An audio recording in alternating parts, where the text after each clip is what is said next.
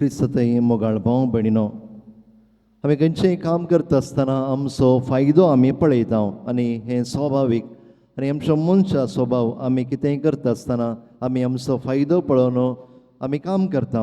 दाखल्याक सांगचें जाल्यार आमी जर एक जड लायता जाल्यार त्या जडांत कितें फुलां म्हाका मेळटात, कितें फळां म्हाका मेळटात ह्या विशयांत पयलेंच आमी चिंता पाटयता. एक रैत कृशी करता आसतना बरें बिन्स वोंपता, कित्याक ताका आशें आसा की ताणें कितें वोंपलां त्या शेतांत फळ येवंक जाय म्हणून. त्याच भाशेन जावंक पुरो आमी मनजाती हाडटना, जावंक पुरो गोरवां कुंगडां ह्या कितें मनजाती आमी घरांत पोसता जाल्यार ह्या विशयांती आमी पयलेंच चिंता. हें काम केल्ल्या वरवीं म्हाका प्रतिफळ मेळोंक जाय, म्हाका लाभ मेळोंक जाय म्हणलें चिंताप आमच्या मतींत आसता. आनी ते मतीन दवरून आमी सामान्य जावन कामाक देंवता. पूण तेंच मोगाच्यान आज वोंप्याचे ओपार आयकता आसतना आमकां दोश्टें सादें सवाल इतलेंच: देवान म्हाका आनी तुमकां ह्या संवसारी फळ दिवंक धाडलां. आमी संवसार येवन इतलीं वर्सां जालीं, पूण इतल्या वर्सांनी देवान म्हज्या जिवितांत आशिल्लें फळ हांव दिवंक पावलां गी, हें फळ दिवंक सुरवालां. ह्या दिशेन एक निदर्शन तुमच्या मुखार हांव दवरतां. आमी पयल्या वाचपान समजून घेतलें की देवाचें उतर जिवे आनी क्रियात्मक, आनी देवाचें उतर म्हणलें बी फळ दिताच म्हूण आमी पातयेवंक जाय. आनी ह्या विशयांत कसलोच दुबाव आमकां आसूंक नजो. सामोनिका विशयांत आमी आयकलां, सांगुस्तिना विशयांत आमी आयकलां. सामोनिका सांगुस्तिनाची आवय. आनी आगुस्तिनाक आमी पळयता जाल्यार भुरगेपणांतावनूच तो बारीस हुशार चेरको. देवान ताका जायती बुदवंतकाय दिल्ली, जाणवाय ताका दिल्ली. पूण वाडून येता आसतना भुरगो आगुस्तीन देवा थावन पयस वेता. ताच्या युवा प्रायार देवा थावन तो पयस वेता. अन्यायीक जिणी तो जियेता, वायट जिणी तो जियेता. पूण आपलो पूत आपणा थावन पयस वेता म्हूण जाणा आसून सामोनिका वगेच बसना. ती मागोंक आराम करता. मागोंक 1-2 म्हयने न्हय, 1-2 वर्सां न्हय, पूण 17 वर्सां आपल्या पुता खातीर कळनासतना ती मागता. आनी तिणें परत परत मागचें आसलें, देवा म्हज्या पुताक फाटीं हाड, देवा म्हज्या पुताक म्हाका परतून दी म्हणून. आनी ह्या दिशेन तेंच्या बिस्पाक वचोन ती मेळटा आनी आपल्या पुताची काणी ती सांगता. आनी तो व्हडलो तेंचो बिस्प तिका म्हणटा की दुखां गळोवन मागिल्लें मागणें केदींच व्यर्थ जायना. देव खंडीत जावन तुजें मागणें आयकतलो म्हणलो बोरवोसो सामोनिकाक तो दिता. आनी एक फावटी मिलानांत आर्चबिस्प आंब्रोस हाचो शर्माव आगुस्तीन आयकता. शर्माव आयकता आसतना कितेंगी बरेंपण आपल्या जिवितांत जाल्ले परी ताका भोगता. बायबल उक्तो कर आनी वाच म्हणलो ताळो ताच्या मतींत परत आनी परत ताका दोसता. आनी अशें बायबल वाचूंक तो आराम करता.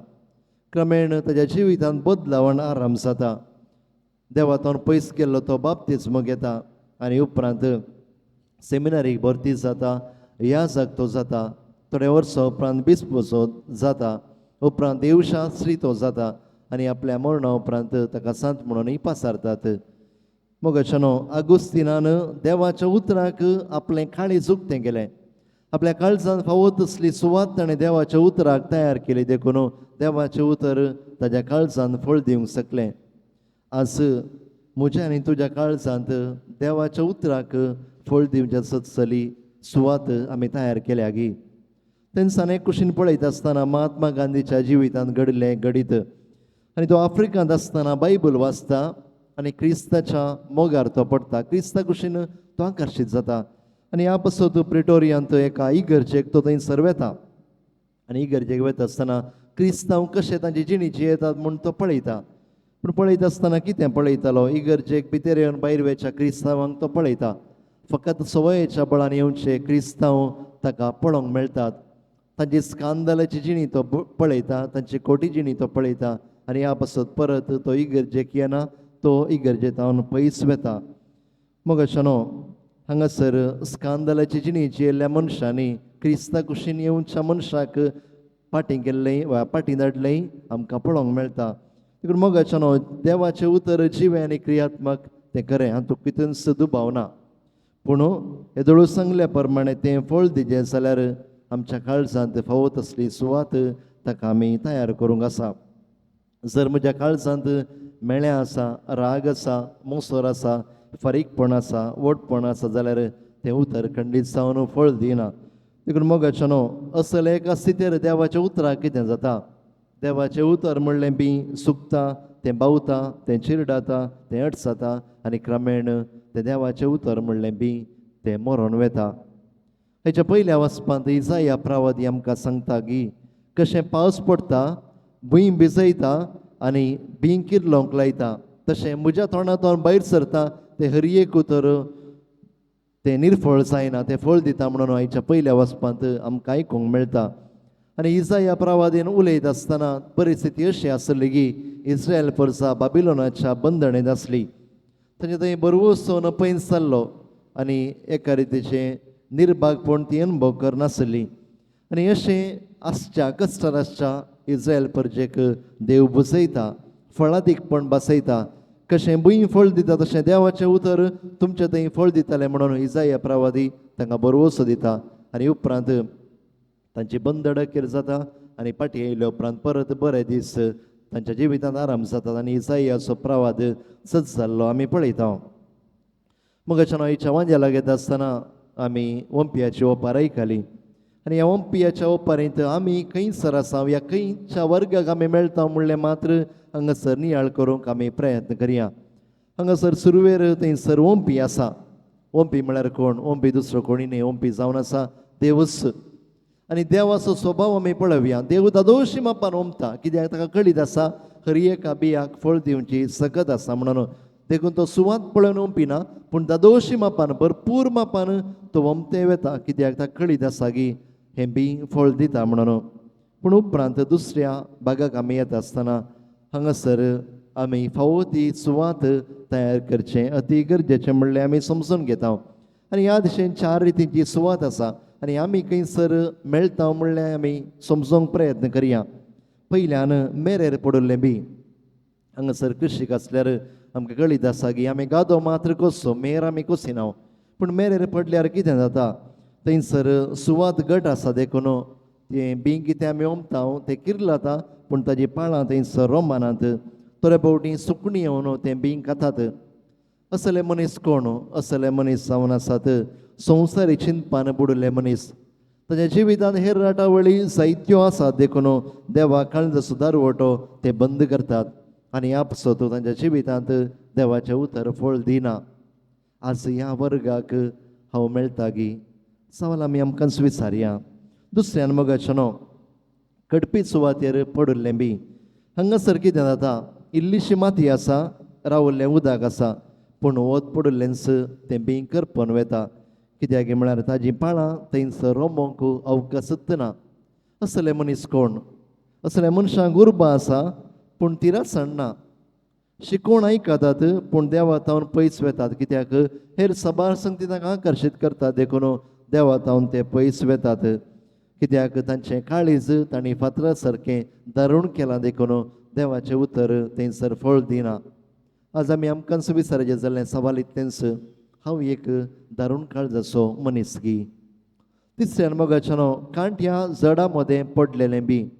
हे मनीस कोण? हे मनीस संवसारी संगतींनी ह्या सबार संगतींनी मग्न जाल्ले मनीस.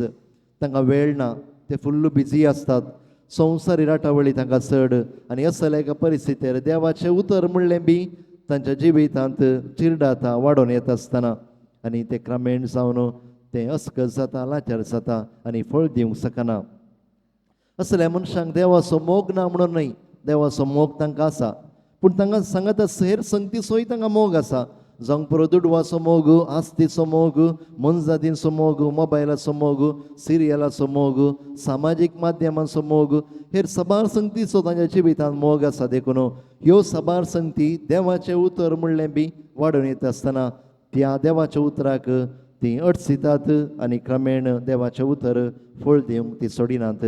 आज ह्या वर्गाक हांव मेळटा की चवथ्यान मोगाच्यानो थंयसर आसा बरी सुवात. बरी सुवात कसली? कृशीक आसल्यार तुमकां कळीत आसा, जर गाद्यान बरें फळ मेळ्ळें जाल्यार तो गादो कोसूंक आसा, नितळ करूंक आसा, सारें घालूंक आसा, उदक घालूंक आसा, ईट घालूंक आसा. आनी ह्या वेळार मात्र केदाळां माती बरी फळादीक आसता, त्या सुवातेर तें बी ओंपलें बरें फळ दिता. तेच भशेन जर म्हज्या काळजांत फावो ती सुवात हांवें तयार करून दवरल्यार मात्र तें देवाचें उतर म्हणलें बी फळ दिता. संत भक्त भाग्यवान मनीस ह्या वर्गाक मेळटात. ताच्या जिवितांत देवाचें उतर काम करता, ताच्या जिवितांत देवाचें उतर फळ दिता. देखून मोगाच्यानो हे 4 वर्गांत हांव खंयसर मेळटा म्हणलें सवाल प्रामाणीकपणी आज आमी आमकांच विचारया.